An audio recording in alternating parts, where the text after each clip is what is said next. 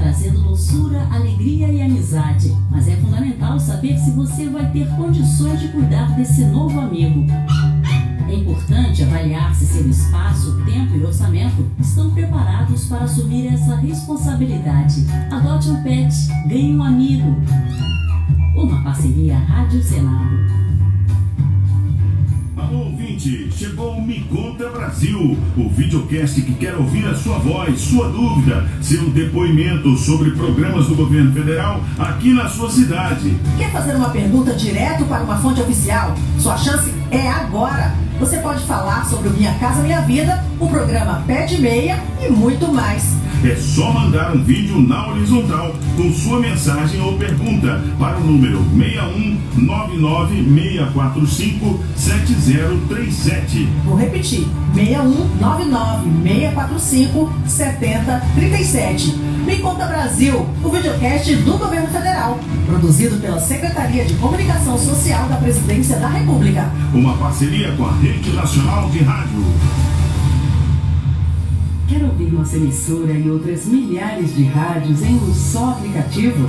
Baixe agora o Radiosnet em seu celular na Google Play ou Apple Store. É grátis, é leve, é rápido. É Radiosnet. Adotar um animal de estimação.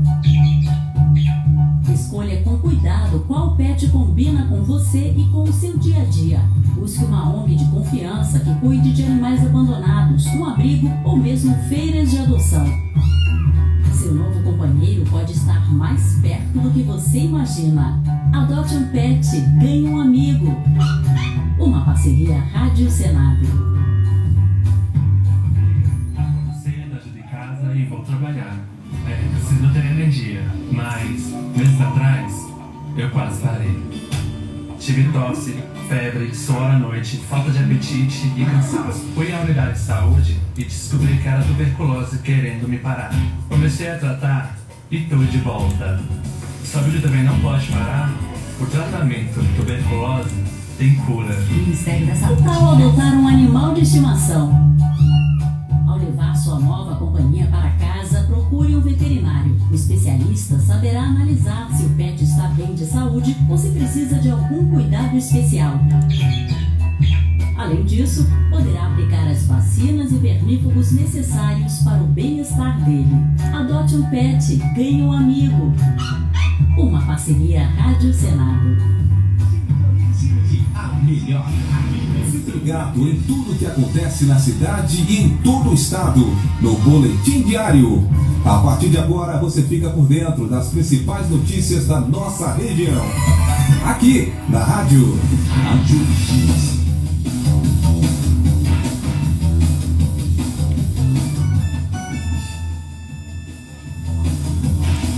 De 8 horas e 7 minutos na sua web Rádio Dimensão. Já mandar um abraço aqui para nós e já que hoje. No mais uma edição do nosso programa Boletim Diário, esta noite de quarta-feira, 1º de maio de 2024. Ok? Mais uma edição do nosso Boletim Diário que traz as seguintes manchetes de hoje dos principais jornais. É 1º de maio, Lula trata petista de teatro foi mal convocado. E falar em alta 10 mortes em Rio Grande do Sul. 21 pessoas estão desaparecidas. Também, o governo prorroga a prática da Força Nacional no Rio de Janeiro. Aí a gente fica falando, nossa cidade do interior da Bahia, a gente é a mais perigosa e, no maneiro destino, o governo aí a presença da Força Nacional do Rio de Janeiro. Ainda hoje a gente vai perceber uma série de reportagens do Galvão Bueno, que vai falar aí da história de a gente vai tentar trazer aqui a primeira matéria, ainda está junto à nossa produção, batendo a matéria para poder trazer para a notícia. Então, anual, o nosso programa Boletim Diário e a previsão do tempo.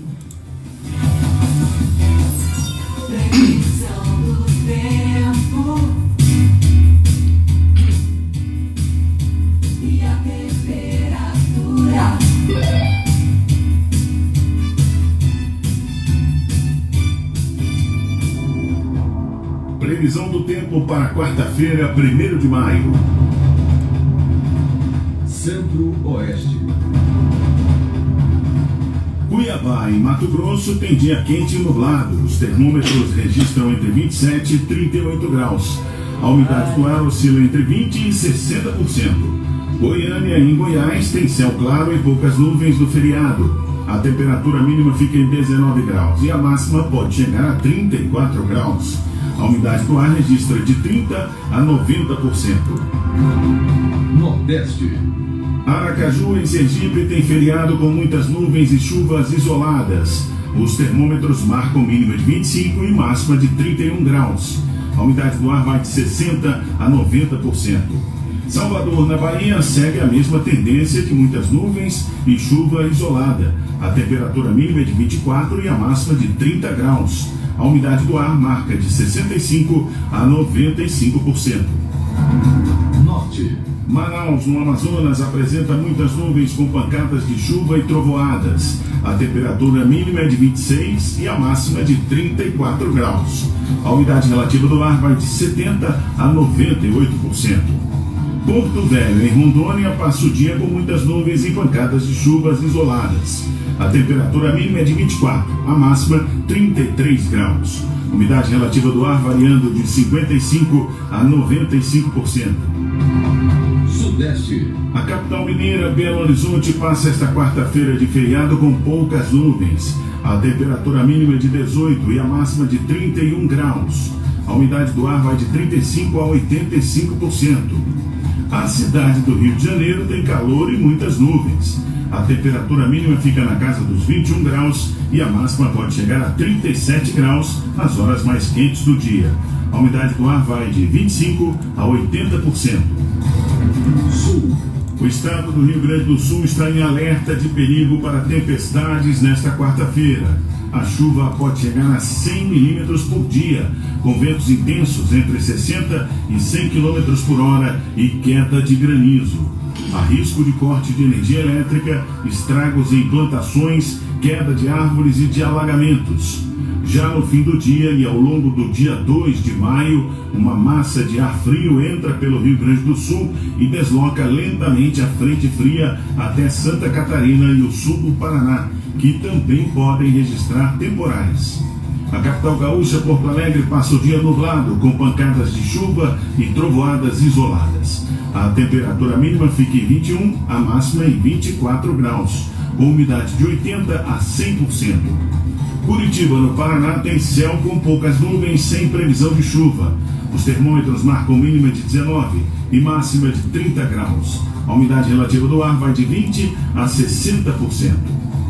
Você ouviu a previsão do tempo para esta quarta-feira, 1º de maio de 2024, com informações do INMET, o Instituto Nacional de Meteorologia, da Rede Nacional de Rádio em Brasília, Luciano Seixas. Previsão do tempo na Rede Nacional de Rádio. Hoje, onde foi agora em 3 minutos no web rádio de Missão, abraço assim. E hoje, economia também, a gente não vai ter aí as matérias do meu amigo lá em Bahia, que está em um compromisso. Aí, ele já me avisou assim que não vai ter possível. Ele retorna na terça-feira. Não tem problema. A gente vai ir no programa de hoje, né? Hoje é 1º de maio, dia do trabalhador, abraçar assim todos os trabalhadores. Trabalhadores.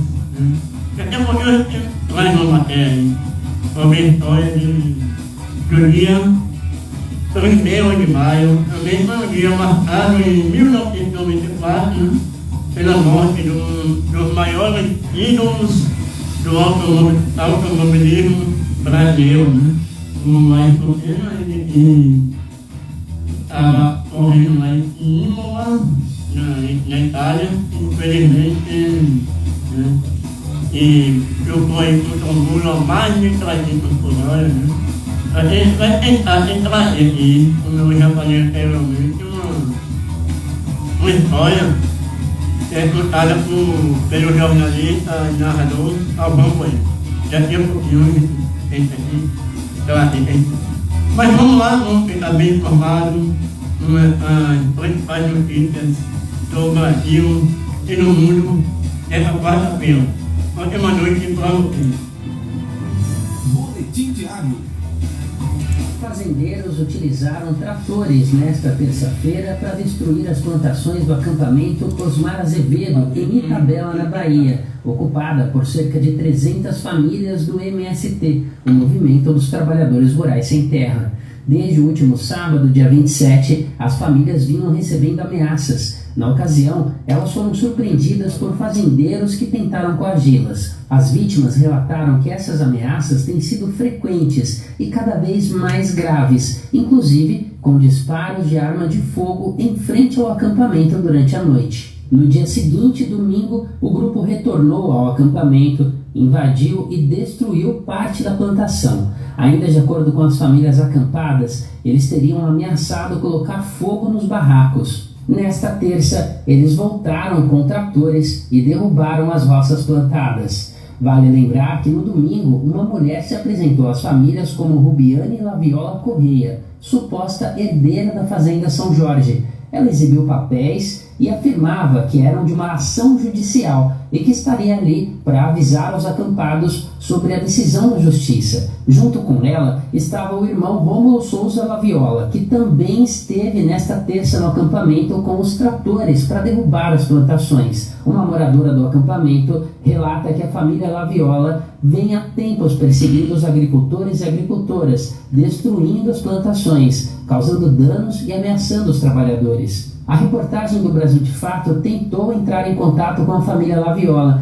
mas não foi possível. O espaço continua aberto para manifestação. O MST informou que a Polícia Militar esteve no local tanto no domingo como nesta terça-feira. O Brasil de Fato Bahia entrou em contato com a assessoria de comunicação da PM, mas até o fechamento da matéria não houve resposta. O texto pode ser atualizado assim que a corporação se manifestar. Não é a primeira vez que o acampamento Osmar Azevedo é alvo de ataques. Na madrugada do dia 10 de março, homens identificados como jagunços atiraram contra o acampamento em Itabela, na Bahia. Ninguém ficou ferido, porém as famílias ficaram assustadas e denunciaram o ataque. Em nota, o MST afirma que os constantes ataques atingem as famílias agricultoras e alerta sobre as ameaças e violências frequentes organizados por fazendeiros em forma de milícia rural, como um movimento que se intitula Invasão Zero, que tem provocado terror e violência no campo de acordo com os relatos das famílias. A Fazenda São Jorge foi ocupada por cerca de 200 famílias de trabalhadores rurais no dia 3 de fevereiro do ano passado. Ela está localizada no município de Itabela, no extremo sul baiano. A área estava abandonada e improdutiva. Tem cerca de 800 hectares, sendo que mais de 400 não possuem matrícula no cartório de registros de imóveis no município.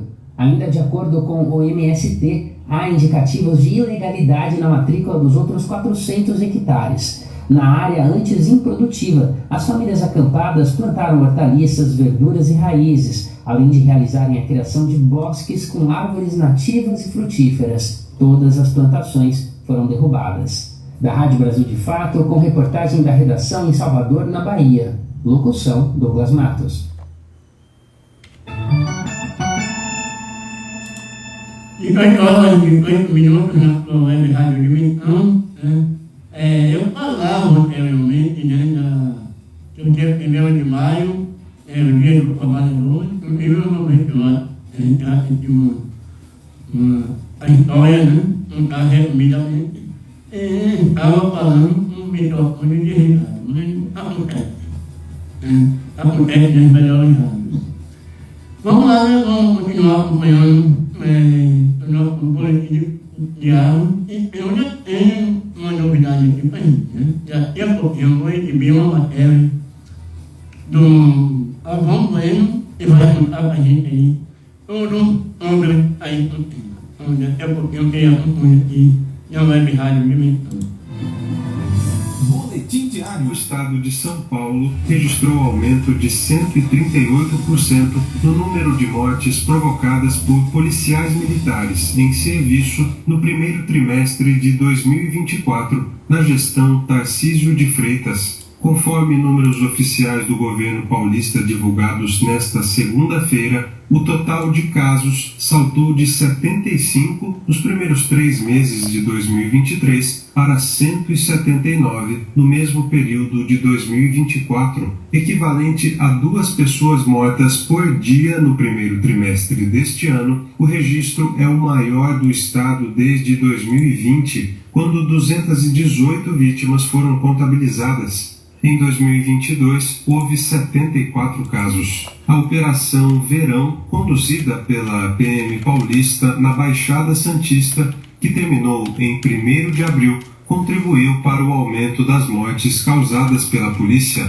Moradores da Baixada Santista, entidades de direitos humanos, movimentos sociais e a ouvidoria da PM apontam que a operação foi marcada por torturas e execuções sumárias. Também há denúncias sobre adulteração dos locais de morte. O executivo estadual foi contestado pelas mesmas entidades por sempre explicar as mortes como decorrentes de confrontos com criminosos. Um protesto que pediu o fim da violência e do racismo policial ocorreu no dia 18 de março, quando as mortes registradas somavam 48 ao longo das operações Escudo e Verão da PM. Na época, Tarcísio, do Republicanos, afirmou, abre aspas, tô nem aí, fecha aspas. O aumento da violência policial resultou em uma denúncia contra o governador e o secretário estadual de Segurança Pública, Guilherme Derrite, que é ex-PM. Os dois foram acusados no Tribunal Penal Internacional de Haia. Outra reclamação a respeito do mesmo problema foi encaminhada ao Conselho de Direitos Humanos da ONU pela Conectas Direitos Humanos e a Comissão Arns. Quando questionado sobre o encaminhamento destas denúncias às Nações Unidas, o governador Tarcísio ironizou, abre aspas, pode ir na Liga da Justiça, não estou nem aí, fecha aspas. A reportagem perguntou à SSP, Secretaria de Segurança Pública de São Paulo,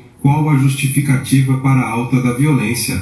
O Brasil de Fato também questionou quais ações a pasta tem implementado para reduzir a letalidade policial. Em nota, a pasta disse que as forças de segurança do Estado são instituições legalistas e que trabalha na implementação de políticas públicas voltadas a reduzir a letalidade policial. A SSP disse ainda que as mortes em intervenções policiais são consequências da reação de criminosos que atuam colocando em risco a vida dos policiais. O texto diz ainda que todas as ocorrências são rigorosamente investigadas pelas polícias civil e militar, com o acompanhamento do Ministério Público e do Poder Judiciário. Além disso, segundo a pasta, as corregedorias estão à disposição para apurar qualquer denúncia contra seus agentes. Da Rádio Brasil de Fato, com informações de São Paulo, locução Murilo Pajola. Boletim Diário. Aqui nós dormíamos, aqui nós víamos das salas de tortura, carregados, o cara abria. O maior medo da gente era esse barulho. Esse barulho, quando a gente escutava esse barulho, sabia que a porta ia se abrir e alguém ia subir para interrogatório. E a portinha? A portinha era para a comida. Fruto da luta do Fórum Permanente de Ex-Presos e Perseguidos Políticos do Estado de São Paulo, o Memorial da Resistência está completando 15 anos. Localizado no centro de São Paulo, o espaço foi sede de torturas e interrogatórios durante a ditadura civil-militar e hoje é espaço de defesa da democracia no Brasil. É o que conta Maurício Politi. Ele ficou preso por 4 anos quando militava na Ação Libertadora Nacional. Politi foi pego pela polícia militar em uma emboscada e passou por 9 diferentes prisões e 36 celas no estado de São Paulo. Eu fui preso nesse local quando eu tinha 21 anos de idade, em plena época da ditadura militar, no ano de 1970, quando eu fui preso inicialmente na Operação Bandeirantes. E esse espaço carcerário, ele tinha sido abandonado, deixado só com o título de Memorial da Liberdade. Então, desde 2005, a gente começa uma luta frente como entidade, né, da sociedade civil, primeiro para mudar o nome, porque o nome Memorial da Liberdade, se tinha uma coisa que não tinha nesse lugar, era a liberdade, então tinha que mudar. E a gente propôs que fosse Memorial da Resistência, para justamente homenagear os resistentes. O complexo carcerário consistia em 4 celas, um corredor principal e um outro para banho de sol. Ele foi restaurado e hoje é uma exposição permanente. Em cada área há painéis e materiais audiovisuais que vão dos relatos do dia a dia dentro da prisão ao pós-ditadura. E o pessoal dormia em cima desses colchões e esse banheiro é o único que foi reconstituído tal como era o banheiro da época, né? Não tinha ducha, não sei se você pode ver daqui, tinha um cano, né? Essa era onde saía água para tomar banho, e essa era a privada, chamada privada turca, né? Que existia. Quando eles converteram esse espaço no Memorial da Liberdade, eles apagaram todas as inscrições. Então nós aqui viemos e fizemos com o mesmo pregos, com grampo de cabelo de mulher, e você vê até aqui o meu nome, tá, a época, o dia quando eu fiquei aqui, abril de 1970, tá? E tem várias pessoas, tem famílias inteiras, né? Tem a Dilma Rousseff, que foi presa aqui, tem o nome dela. Uma enorme linha do tempo informa aos visitantes a cronologia sobre a política brasileira, de 1889, com a proclamação da República, até 2008, ano anterior à abertura do memorial. Esse local se tornou o Memorial da Resistência, e hoje ele para nós é uma vitória, porque hoje ele recebe 80 mil pessoas por ano. Se você faz a conta, 80 mil dividido por 12 meses, dividido por 22 dias, você tem todos os dias quase 200 pessoas visitando esse local. Infelizmente é o único espaço no Brasil que mostra-se tão abertamente o que era esse período. Infelizmente só temos um em São Paulo, gostaríamos de ter outros, não só em São Paulo como em outros estados. Para além das memórias da ditadura civil-militar, o Memorial da Resistência também relembra a luta por direitos humanos a partir da resistência de movimentos sociais contemporâneos.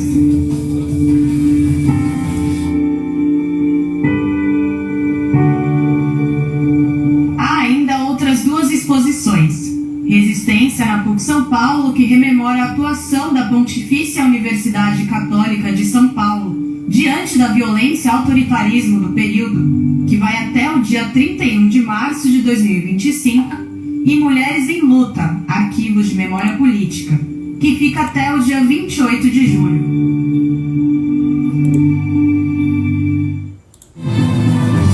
Boletim Diário. De 8 horas e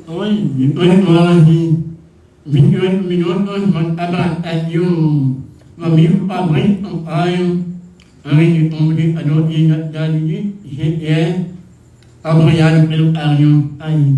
Também ouvindo, né, que apareceu aqui, obrigado a todos e estão acompanhando aqui também pelo nosso Instagram, o rádio _web dimensão. Convido a todos aí para acompanhar aí uma matéria. A gente continuar hoje pela manhã uma participação da minha amiga Lore, a blogueira. Ela fez aí um comentário para a gente. Muito obrigado, Lore, por esse comentário. A gente vai um intervalozinho, e daqui a pouquinho você vai ficar sabendo de mais notícias e também a história do 1º de maio e ainda hoje tem uma reportagem especial sobre os 30 anos da morte de Ayrton Senna. É rapidinho a gente volta já.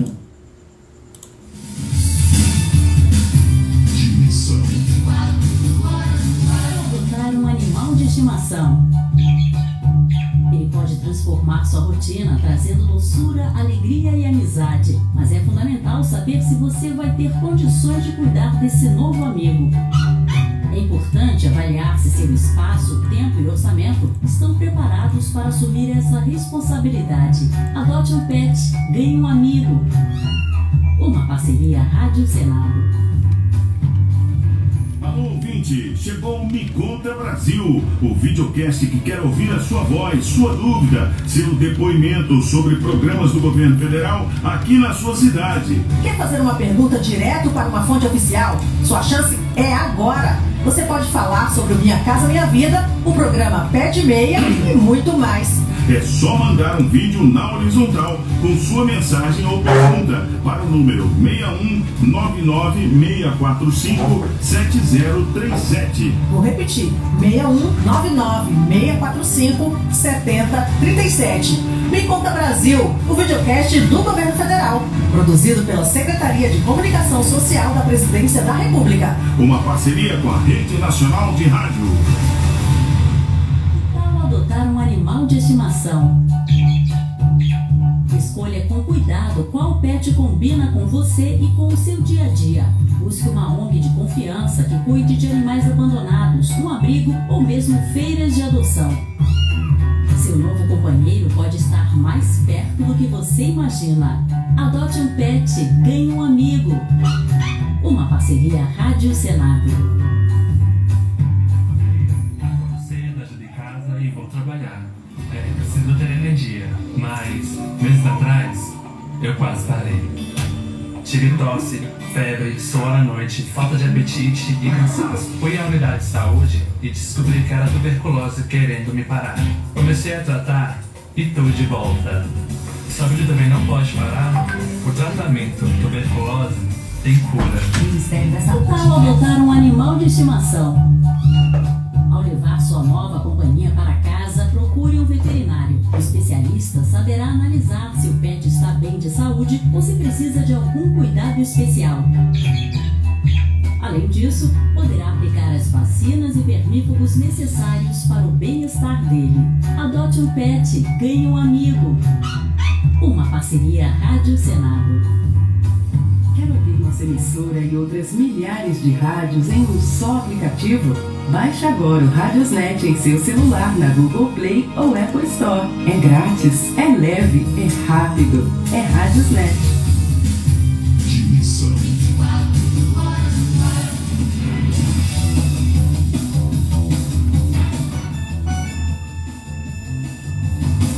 Depois nós mais 32 minutos aqui na sua web Rádio Dimensão. Abraçar a você que está acompanhando a nossa web Rádio Dimensão nas nossas plataformas digitais, no nosso site e também no nosso Instagram, aqui na melhor e na mais completa programação. Estamos de volta com o nosso boletim diário dessa quarta-feira, 1º de maio. É o Dia do Trabalhador.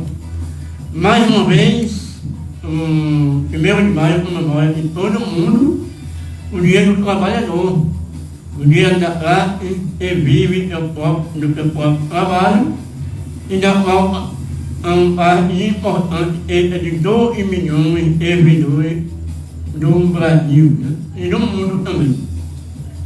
Aqui é uma comemoração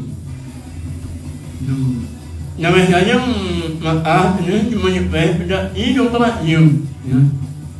Vou ver o ato aqui, a gente vai ver que tem uma história mundial, né? Para contar daqui a pouquinho para vocês. Vamos dar sequência ao nosso programa boletim diário com mais informações aqui, direto do nosso programa. Boletim Diário. A economia brasileira gerou em março mais de 244 mil empregos com carteira assinada. No primeiro trimestre do ano, 719 mil foram gerados, contabilizando o saldo de contratações menos demissões. Para se ter uma ideia, o número é 34% maior do que o verificado nos primeiros 3 meses de 2023. O balanço é do novo CAGED, que é o Cadastro Geral de Empregados e Desempregados, divulgado nesta terça-feira pelo Ministério do Trabalho. Também nesta terça, o IBGE divulgou a taxa de desemprego do primeiro trimestre, 7,9%.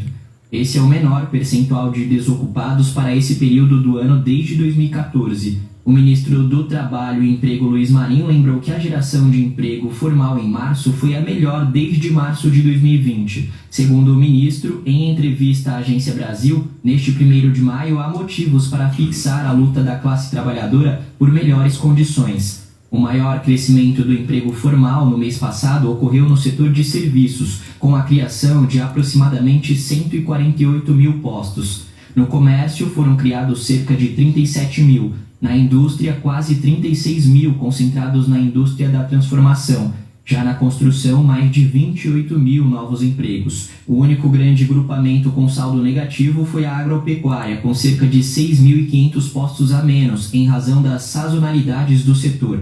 O salário médio de admissão foi de R$ 2.081,50. Além disso, a maioria das vagas criadas no mês de março foi preenchida por mulheres, 124.483. Já os homens ocuparam 119.832 novos postos. A faixa etária com maior saldo foi a de 18 a 24 anos, com 138.901 postos. Em março, o Brasil registrou cerca de 46 milhões de trabalhadores com registro em carteira, o que representa alta de 0,53% em relação ao mês anterior.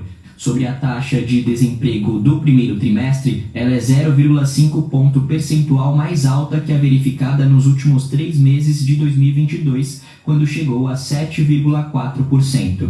Já no primeiro trimestre de 2023, a taxa era de 8,8%, quase 1 ponto percentual mais alta que a atual. Ainda segundo o IBGE, o país tinha 8.600.000 pessoas desocupadas no primeiro trimestre, 808 mil pessoas a menos do que em 2023. Na prática, a queda foi de aproximadamente 8,5% em um ano. O IBGE classifica como desocupado quem está procurando trabalho. Já o número de ocupados no primeiro trimestre deste ano ultrapassou a marca de 100 milhões de pessoas, ou seja, 2,4% a mais do que nos 3 primeiros meses de 2023. Na média de janeiro, fevereiro e março deste ano, o rendimento médio do trabalhador alcançou R$ 3.123. O valor representa alta de 1,5% entre trimestres seguidos e 4% ante o primeiro trimestre de 2023. De São Paulo, da Rádio Brasil de Fato, com informações da Agência Brasil, locução Kaique Santos. Boletim Diário. Guilherme Batista é auxiliar de serviços gerais e mora nas ruas do centro do Rio há cerca de um mês. Ele fala sobre a rotina de violência que já presenciou ou viveu nesta condição. Quando acontece aí a gente passar aí de noite e ver o pessoal dormindo, tacar álcool, tacar fogo, chutar, vem, agride. O Brasil tem pelo menos 220 mil pessoas em situação de rua, calcula o Observatório Nacional de Direitos Humanos, com dados do Cadastro Único. Nos últimos 5 anos, o número de pessoas nesta condição quase dobrou.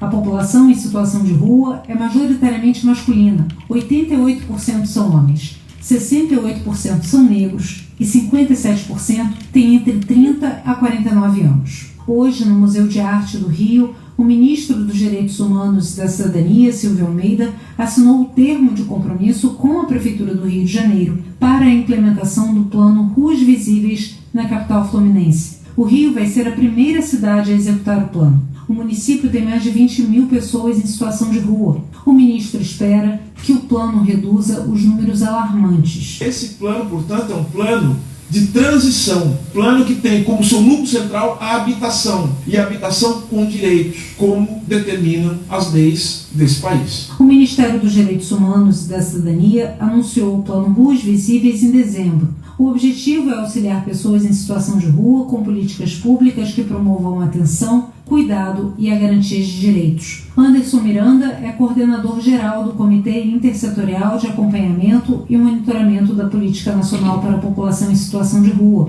e fala sobre a importância do plano. Eu acho que o governo federal está dando um exemplo de reunir mais de 11 ministérios e discutir com habitação, saúde, educação, esporte, cultura, trabalho, com todas as áreas para trazer a política pública. O plano deve destinar quase R$1 bilhão a políticas públicas de assistência social e segurança alimentar, saúde, violência institucional, educação, habitação, trabalho e renda, entre outras áreas. Reportagem Alessandra Lau. Boletim Diário. O Brasil ultrapassou a marca de 4 milhões e 100 mil casos prováveis de dengue em 2024, segundo dados do painel de monitoramento de arboviroses do Ministério da Saúde, atualizado nesta terça-feira.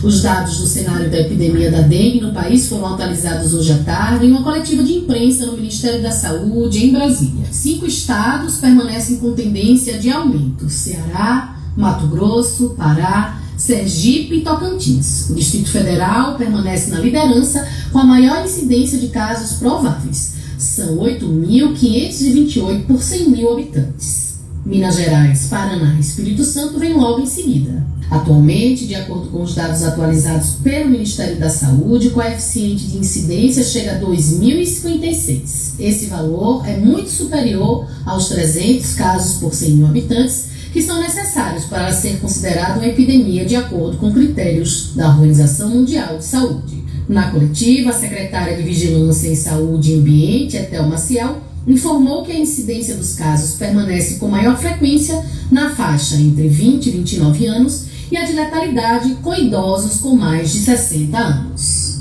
Da semana passada para essa semana, nós temos mais estados que entraram em tendência de queda, então agora temos 14 estados com tendência de queda, nós temos 8 estados com tendência de estabilidade e 5 estados ainda com tendência de aumento, com uma velocidade de aumento bem menor do que aquele de início. Eu tenho usado a metáfora, né, de que a gente está subindo a montanha e agora estamos descendo, né, mas na descida a gente ainda tem muitos casos que podem acontecer, muitos óbitos que podem ser evitados, então que ainda é importante que nós estejamos em alerta, né, para poder salvar mais vidas. Com tendência de queda nos casos de dengue estão Acre, Amapá, Distrito Federal, Espírito Santo, Goiás, Minas Gerais, Paraíba, Paraná, Rio de Janeiro, Rio Grande do Norte, Roraima, Rondônia, Santa Catarina e São Paulo. Atualmente, 605 municípios brasileiros estão com decreto de emergência por conta da epidemia da dengue. Até agora, em 2024, foram registradas 2.073 mortes pela doença. A letalidade de óbitos sobre o total de casos graves das últimas 16 semanas ficou em 4,63%. De acordo com o Ministério da Saúde, 2.777.000 doses da vacina da dengue já chegaram em 1.330 municípios em 25 estados. Lembrando que qualquer sintoma que inclua vômito, febre alta, dor de cabeça ou abdominal, é importante procurar ajuda médica. Da Rádio Nacional em São Paulo, Joana Cortes. Boletim Diário. Música não para.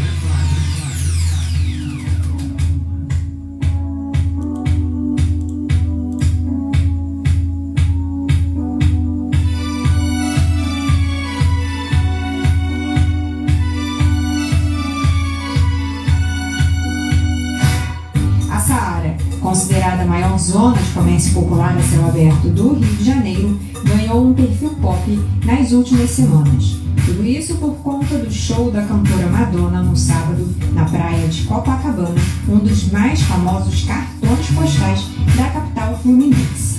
O público não vai pagar para assistir ao show da popstar norte-americana, mas vai ter que passar na Saara se quiser entrar no clima da festa.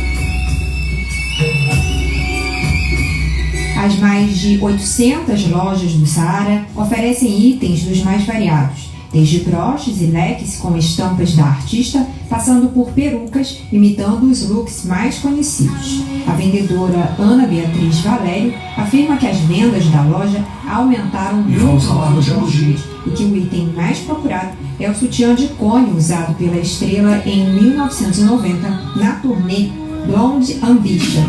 Criada pelo estilista Jean-Paul Gaultier, a peça virou ícone de moda 30 anos atrás. A blusa de cone e os leques são mais vendidos, mais procurados são esses. Aumentou muito. Eu não sei dizer em quanto, mas aumentou bastante. Teve que contratar mais pessoas para poder fazer freelance, porque para atender um monte de gente está realmente muito difícil. O WhatsApp está congestionado. A gente trabalha até de madrugada para poder de manhã descer coisas para ter tudo certinho, tudo e mais um pouco, entendeu? Só que acaba tudo muito rápido. Se não vir cedo, quando chega de tarde já não tem mais nada. Os fãs da diva caçam itens para comparecer em grande estilo à apresentação. O bailarino Lucas Eland encarou o sol a pino na Saara Carioca para chegar cheio de personalidade na última apresentação da Celebration Tour. Lucas conta que Madonna influenciou na sua escolha profissional. No dia do show, ele planeja sair de madrugada de sua casa no Vidigal para Copacabana e assim aumentar as chances de conseguir um bom lugar. O bailarino revela qual momento do show está mais ansioso para assistir. Eu tô ansioso muito pra ver a performance de Vogue. Quando ela vai performar a performance de Vogue nessa turnê, ela tá colocando todas as pessoas que morreram da AIDS, que todos, tipo assim, os LGBTs da época, que sofreram com as consequências da doença que a gente não conhecia. Então, tipo assim, vai ser muito emocionante. Essa parte já sei que vai ser muito... Só de falar, já me arrepio.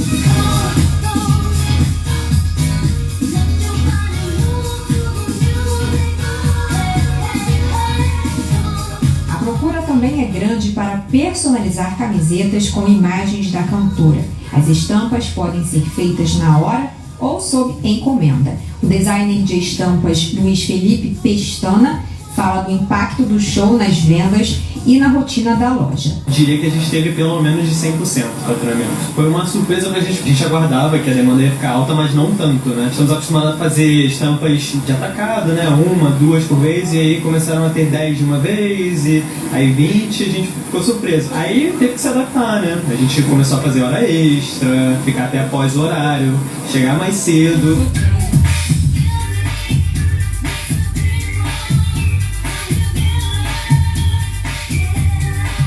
Show, a recomendação é para os fãs de Madonna usarem o transporte público e chegarem antes das 6 da tarde, horário limite para a entrada de táxis e ônibus em Copacabana. E para aplacar o calor, que deverá ficar em torno dos 30 graus no dia da apresentação, haverá distribuição de água em pontos específicos do Mega Show, previsto para durar 2 horas. A previsão, tanto da Prefeitura quanto do Governo do Estado, é de uma movimentação financeira na cidade em torno de 30 milhões de reais.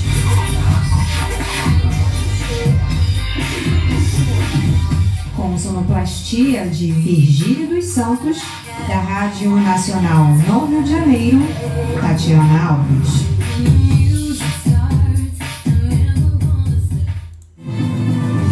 Boletim Diário.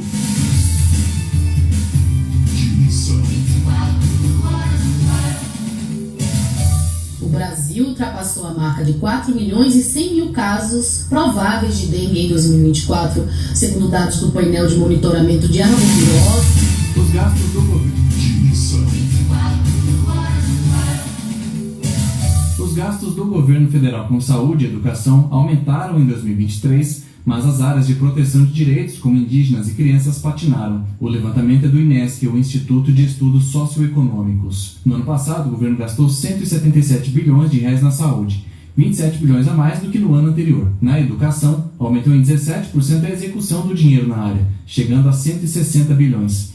A FUNAI utilizou 590 milhões de reais, menos que no ano anterior, mas um ponto de destaque foi o aumento de 400 milhões de reais na saúde indígena. Apesar do aumento no orçamento da assistência para crianças e adolescentes em 2023, a execução reduziu e ficou em 370 milhões de reais. O programa de erradicação do trabalho infantil não teve gasto financeiro.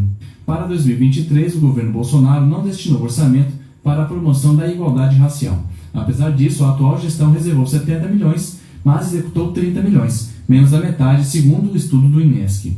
A assessora política do INESC, Cléo Manhas, disse que a pesquisa notou a dificuldade em usar o dinheiro por parte dos ministérios que estavam sendo criados ou recriados. Esses ministérios, essas estruturas tiveram de ser reconstruídas, né? Estavam sendo reconstruídas ao mesmo tempo em que estavam funcionando e tendo que fazer convênios com estados, municípios, porque boa parte dos seus recursos são executados de forma descentralizada, né? Então isso exige aí um caminho para que esses recursos cheguem até a ponta. A FUNAI informou que o orçamento da fundação ficou em 820 milhões de reais em 2023, dos quais 580 milhões foram usados. O resto do dinheiro que ainda não foi pago está inscrito como restos a pagar e há a expectativa de que seja usado a partir deste ano. Já o Ministério da Igualdade Racial informou que fechou 2023 com quase 100% do orçamento do ano executado. Foram reservados no ano passado 88 milhões de reais entre contratos e ações. Os valores não pagos vão ser quitados neste ano.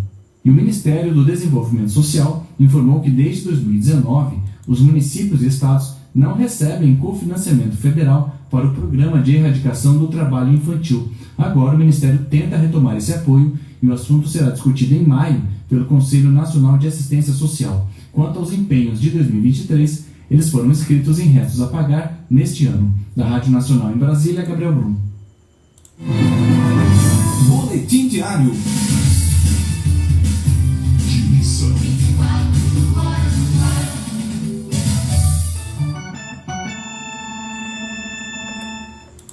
De 8 horas e 50 minutos na Web Rádio Dimensão. A gente tem mais uma paradinha e a gente já vai receber aqui uma matéria do Alvão Bueno, que traz um pouquinho da história, né? Ele vai contar aí do seu canal do YouTube uma série de histórias históricas do Aristoteles. A gente vai trazer um trecho da matéria, que é uma matéria imensa, mas vai trazer um trecho dessa matéria já. O intervalo é rapidinho, a gente volta em instantes.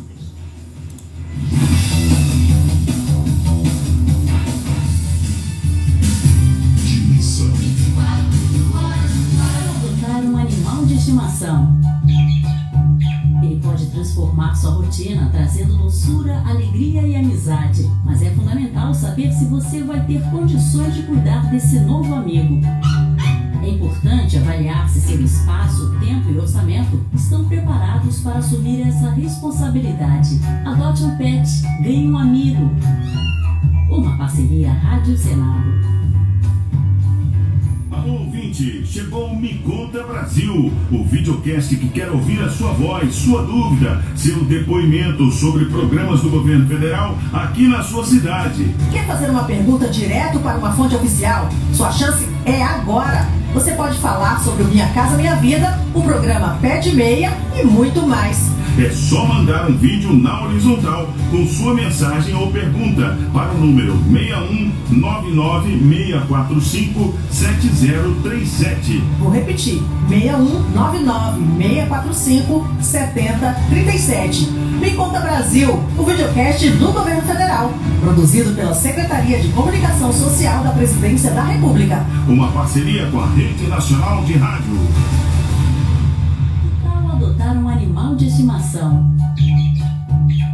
Escolha com cuidado qual pet combina com você e com o seu dia a dia. Busque uma ONG de confiança que cuide de animais abandonados, um abrigo ou mesmo feiras de adoção. Seu novo companheiro pode estar mais perto do que você imagina. Adote um pet, ganhe um amigo. Uma parceria Rádio Senado. Quer ouvir nossa emissora e outras milhares de rádios em um só aplicativo? Baixe agora o Radiosnet em seu celular na Google Play ou Apple Store. É grátis, é leve, é rápido. É Radiosnet. Acordo cedo, ajudo em casa e vou trabalhar. Preciso ter energia, mas meses atrás eu quase parei. Tive tosse, febre, suor à noite, falta de apetite e cansaço. Fui à unidade de saúde e descobri que era tuberculose querendo me parar. Comecei a tratar e tô de volta. Saúde também não pode parar? O tratamento tuberculose tem cura. Ministério da Saúde.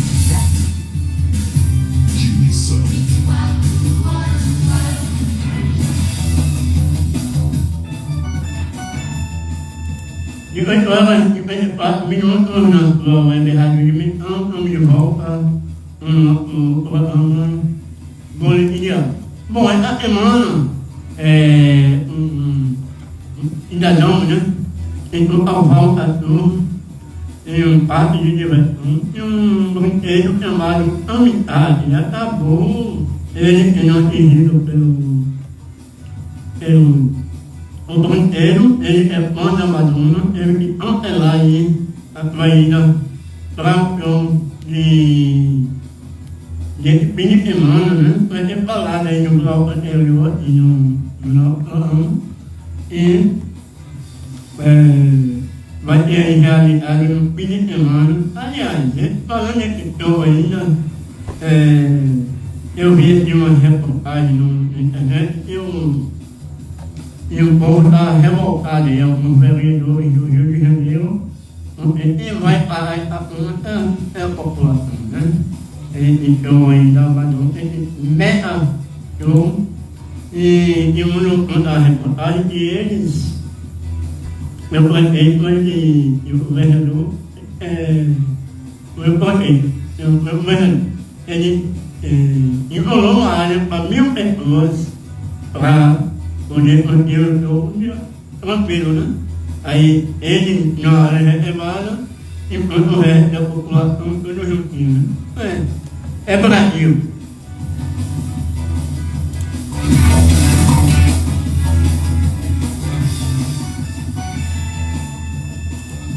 Faltando 5 minutos para as 7 da noite, como prometido, né?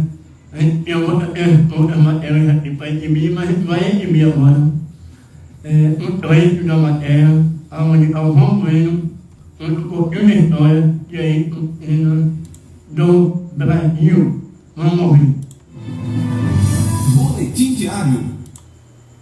Bem, amigos do canal GB, você sabe, né? Vai lá, se inscreve, entra no canal. O Rio Grande do Sul pode. Estamos chegando num número que eu quero comemorar muito, hein? Abra esse vídeo dizendo o seguinte: nós vamos fazer um mês de Ayrton Senna. Um mês de maio de Ayrton Senna. Dia 1º de maio de 1994, Senna nos deixou. Naquele dia trágico na Itália, ele nos deixou fisicamente, né? Mas deixou uma herança muito grande. Mas eu não quero falar só do acidente, claro que eu vou falar do acidente. Nesse primeiro vídeo, vai ser assim, sabe como? Ayrton Senna ou Galvão Bueno, ou Senna ou Galvão. Nós vamos conversar aqui de coisas pessoais desse ídolo, desse herói do esporte nacional que nos faz tanta falta, pela amizade que nós desenvolvemos. Mais do que isso, era como se ele fosse um irmão mais novo e eu um irmão mais velho, funcionava para ele também. Além do acidente fatal, quero trocar ideia com vocês de algumas coisas que só eu sei, ou que vivemos juntos, Senna e eu. Um primeiro vídeo. No segundo, no final desse eu conto o que vai ter no segundo, hein? Então vamos começar. Então como é que eu conheci o Ayrton Senna? Grande Prêmio da Bélgica, 1982. O Senna corria de Fórmula 2000. No ano seguinte ele foi para 3 e depois foi para a Fórmula 1. Nesse ano, ele ganhou 22 corridas em 2 campeonatos, no campeonato inglês e no campeonato europeu, ganhou os campeonatos, o mundo começou a olhar para ele. Infelizmente, esse dia do primeiro contato, quando eu conheci, foi um fim de semana trágico também. Foi o fim de semana da morte de Gilles Villeneuve, um grande piloto da Ferrari, ídolo dos ferraristas, ídolo de todo mundo que gosta de Fórmula 1. Mas ele ganhou a corrida, foi para a sala de imprensa, aí se aproximou de mim e falou assim: o senhor é o seu Galvão Bueno? Eu falei: deixando o senhor de lado, sou eu sim. Aí ele estendeu a mão: eu sou o Ayrton Senna da Silva, muito prazer. Eu falei: o prazer é meu.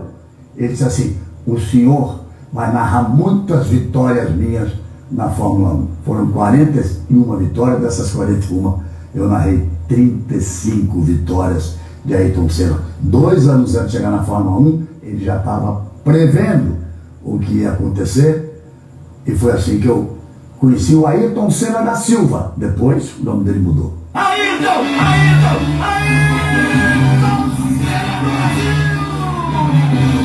Então realmente eu fiquei impressionado. O senhor vai narrar muitas vitórias minhas na Fórmula 1. Eu falei, vou ficar de olho nesse moleque, né? Ele tinha 22 anos, tinha acabado de fazer 22 anos.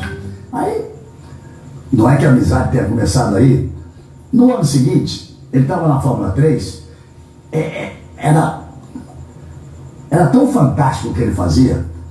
O berço automobilismo, Inglaterra e Itália, né? Depois se espalhou pelo mundo, mas forte, começando mesmo nesses dois países. E um dos principais circuitos do mundo, Silverstone, na Inglaterra. Ele ganhava tanto lá, ele ganhava tanto em tudo que é lugar, que o jornal meteu a manchete: mais uma vitória de Ayrton Senna em Silverstone. O circuito de Silverstone virou Silverstone, que era o sobrenome dele. E aí nós tivemos realmente os primeiros contatos de bater papo na casa dele. Ele morava perto ali no interior da Inglaterra, e fomos jantar.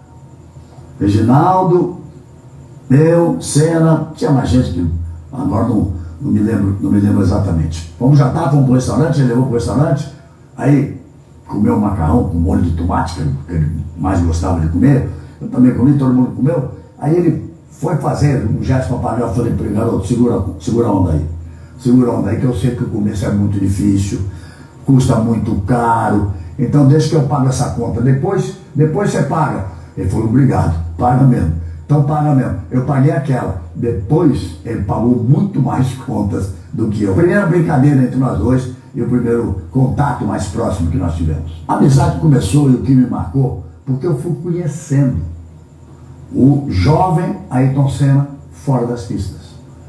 Ele, quando começou na Fórmula 1, ele tinha 23 anos, faria 24 logo depois do início. Ele foi para Toleman, e a gente então conversava bastante, tínhamos coisas em comum, o amor pela família, o amor pelo Brasil, o amor pelo esporte. Começou a ficar muito bacana. Mas o que sempre me perguntam é quando foi que eu achei que estava pintando um novo gênio na Fórmula 1, um novo gigante do esporte. Foi no Grande Prêmio de Mônaco de 1984. Choveu um monte e ele deu um show. Ele passou Lauda, passou tanta gente famosa, importante, e foi indo para cima da Alain Prost. Era uma questão de uma ou duas voltas. Ele passaria o Prost e ganharia a primeira corrida dele. A tendência era exatamente essa. E aí pintou um cara que depois vocês vão ver o que ele fala desse cara. Um francês, presidente da FIA, Jean-Marie Balestre. O cara mandou terminar a corrida para o Prost ganhar, francês como ele. Foi uma surpresa para todo mundo. Mas o que aconteceu? A corrida não teve o número de voltas suficiente para se contar todos os pontos. O regulamento, até hoje assim, dizia que se contava metade dos pontos. Na época, o primeiro lugar, 9 pontos, segundo lugar, 6 pontos, terceiro lugar, 4. Então, o Prost ganhou e recebeu 4,5 pontos. Prost perdeu o campeonato no fim do ano por Nick Lauda por meio ponto. Se o Balestre não mete a mão, o Senna ganhasse a corrida, o Prost em segundo, o Prost teria feito 6 pontos. Boletim diário.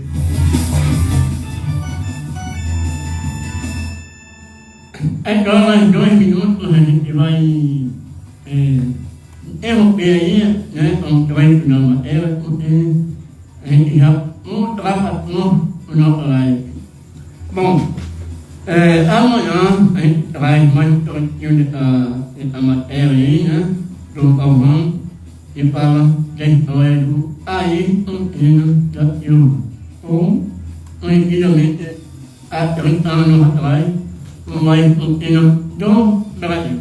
Vamos conferir rapidinho aqui o resultado dos jogos de ontem na programação do seu boletim diário. Boletim diário. E vamos falar dos jogos de ida da terceira fase da Copa do Brasil. Nesta terça-feira, o Bahia venceu o Criciúma por 1-0 na Fonte Nova. O Grêmio foi até o interior paranaense e ficou no empate em 0-0 com o Operário. Já o Atlético Mineiro abriu boa vantagem ao bater o Sport por 2-0 em Belo Horizonte. Nesta quarta-feira, a Rádio Nacional transmite todas as emoções de tarde, Flamengo e Amazonas, direto do Maracanã, a partir das 9h30 da noite. O ex-jogador do Flamengo, Y, agora é auxiliar técnico da Comissão Permanente do Amazonas e fala deste duelo contra o clube que o revelou para o futebol.